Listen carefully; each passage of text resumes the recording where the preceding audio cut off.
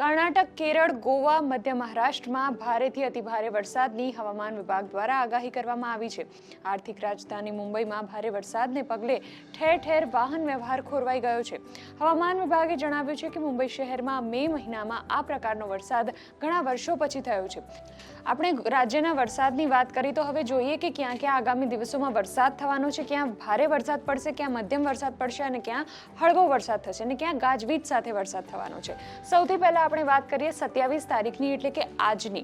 તો આજે તમે જોઈ શકો છો કે અમુક સ્થળોએ આજે બ્લુ કલરનો નકશો દેખાય છે.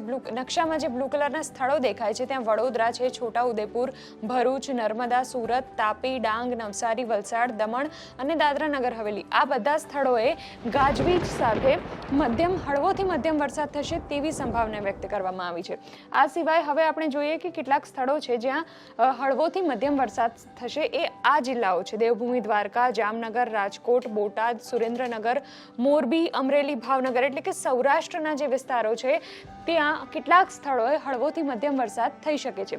હવે વાત કરીએ છૂટાછવાયા સ્થળોએ જ્યાં ગાજવીજ સાથે વરસાદ થવાનો છે. તો એમાં કચ્છ, બનાસકાંઠા, પાટણ, મહેસાણા, સાબરકાંઠા, અરવલ્લી, ગાંધીનગર, મહીસાગર, અમદાવાદ, ખેડા, પંચમહાલ, દાહોદ અને આણંદ આ જિલ્લાઓમાં છૂટાછવાયા સ્થળોએ ગાજવીજ સાથે હળવોથી મધ્યમ વરસાદ થવાનો છે. આગળ આપણે વાત કરીએ હવે તો આ એવા જિલ્લાઓ છે જ્યાં ભારે વરસાદની ચેતવણી આપવામાં આવી છે હવામાન વિભાગ દ્વારા. એની શરૂઆત આપણે આજથી કરીશું. તો આજે હવામાન વિભાગ દ્વારા કયા કયા જિલ્લાઓમાં ગાજવીજ સાથે ભારે વરસાદની ચેતવણી આપી છે અને યલો એલર્ટ આપવામાં આવ્યું છે એ આ જિલ્લાઓ છે: ગીર સોમનાથ, અમરેલી, ભાવનગર, ભરૂચ, નર્મદા, સુરત, તાપી, નવસારી, વલસાડ, દમણ, દાદરાનગર હવેલી અને ડાંગ.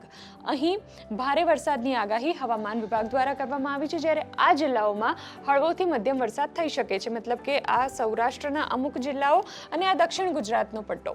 એના સિવાયના રાજ્યના બાકીના જિલ્લાઓમાં સામાન્ય વરસાદ કે હળવોથી મધ્યમ વરસાદની આગાહી કરવામાં આવી છે.